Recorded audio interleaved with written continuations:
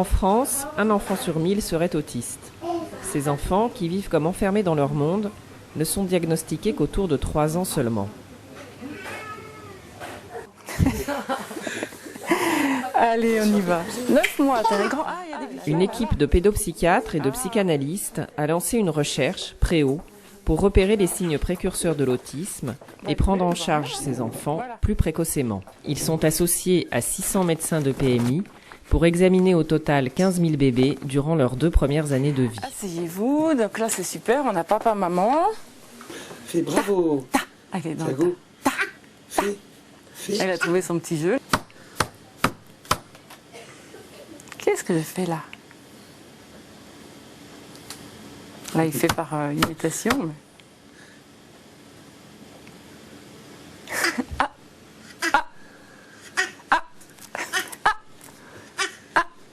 Il faut essayer de mettre en évidence s'il arrive, ce bébé, à solliciter, à susciter l'échange. Et ensuite, est-ce que le bébé cherche à se faire regarder par sa mère ou son père, son substitut, donc spontanément. Donc effectivement, on a vu plusieurs fois qu'il se retourne vers vous et qu'il y a un contact œil à œil, donc il n'y a pas de problème. Et quand vous lui parlez... Pas de problème pour ce bébé. Mais dans cette consultation, on tente de repérer à 4 et 9 mois des signes qui pourraient être précurseurs de l'autisme. Ce qu'on va chercher à décrypter, c'est l'absence de certains signes qui existent chez les bébés normaux. Il ne suffit pas qu'un bébé regarde, il faudrait voir si ce bébé se fait regarder, si ça lui plaît que l'autre ait du plaisir à le regarder. Alors ça a l'air un petit peu abstrait, ça l'est beaucoup moins si nous pensons à la façon dont un bébé banal, quand on lui fait des bisous après le bain, sur son pied, sur sa main, sur son bedon, combien lui-même recommence ce jeu, c'est lui qui donne la petite main, le petit pied, voire lève le bedon en direction de la bouche de l'adulte qui s'en occupe, c'est très souvent la maman, et est ravi, enchanté quand la maman dit on en mangerait du bébé comme ça, qu'est-ce qu'il est bon, c'est un petit sucre. Et le bébé non seulement est actif, il va se faire boulotter, mais en plus il est absolument aux anges parce que ça plaît à sa maman.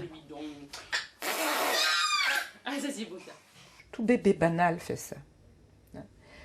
Et ces bébés à devenir autistiques ou en train de devenir autistes peuvent regarder à certains moments, peuvent même sourire et rire quand les mamans leur font des bisous sur les pieds ou sur le ventre, parce qu'elles font comme toutes les autres. Sauf qu'il ne leur viendrait vraiment pas dans la tête de s'intéresser au plaisir que eux pourraient procurer à leur maman en se faisant bisouiller. Hé, Hortense, Hortense. Pour repérer les signes de l'autisme, Marie-Christine Laznick a travaillé notamment sur des films familiaux, tournés par les parents alors que leur enfant n'avait pas encore été diagnostiqué autiste, comme c'est le cas ici d'Hortense. Mais là, il y a 2 mois qu'elle ne les regarde pas. Mais ça, il s'arrange pour pas le voir, parce que ça serait trop dur.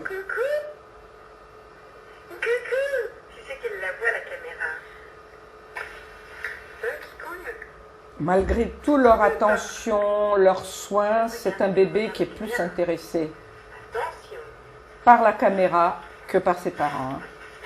Un signe d'alerte qui peut amener Marie-Christine Laznick à prendre en charge un autiste alors qu'il n'est encore qu'un bébé. Dans ce film, on voit comment elle a soigné Radel, dont la mère se plaignait de ne pas réussir à capter le regard. Pendant tout ce temps, il y a maintenant presque 6 mois, pendant tout ce temps, il est en train de ne pas utiliser les parties du cerveau qui servent à traiter la voix humaine, le visage humain, des parties spécifiques. Et quand on n'utilise pas un organe, on laisse l'organe par hypoperfusion, c'est-à-dire que il n'y a jamais de la stimulation qui est envoyée dans cette zone-là. Je me dis qu'il faut absolument faire quelque chose et je décide de faire ce que j'appelle une réanimation. Comme je suis devant lui avec sa petite girafe dans la bouche, je me mets à rêver en voix haute que cette petite girafe, elle est faite de chocolat, de caramel, vous voyez, Et ça marche parce qu'effectivement, il est tout à fait capté par ma voix. Il ne me lâche pas des yeux. Ça dure à peu près 10 minutes. C'est sans doute l'intonation et le rythme très particulier de la voix du thérapeute qui a permis d'établir ici un premier contact. Il faudra ensuite un très long travail pour que Hadel soit durablement installé dans la communication. Il est très rare que les enfants à risque autistique soient pris en charge si tôt. Et pourtant, tous les professionnels de santé estiment que c'est dans des soins très précoces que résident les meilleurs espoirs d'amélioration. Car durant la première année de vie, la plasticité cérébrale des enfants est à son maximum. Nous savons aujourd'hui qu'il y a certainement des facteurs de sensibilité génétique chez les bébés à devenir autistiques. Ce que les recherches des 2 dernières années montrent en génétique, c'est que les facteurs qui prédomineraient dans la question de l'autisme seraient plus liés à l'épigénétique. Ça veut dire à la façon dont un génome, c'est-à-dire ce que nous recevons de nos parents, va pouvoir se traduire phénotypiquement, c'est-à-dire comment ça va se traduire pour chacun. Or, cette traduction, qui s'appelle l'épigénétique, elle ne dépend pas que des gènes, elle a des liens avec le système neuronique, elle a des liens avec l'organisme, les comportements et même le milieu ambiant. Et tout ça repart dans l'autre sens. C'est-à-dire que le milieu ambiant va avoir des influences sur le comportement, sur l'organisme, sur le neurologique et donc sur les gènes. Ça, c'est très nouveau et c'est porteur d'espoir.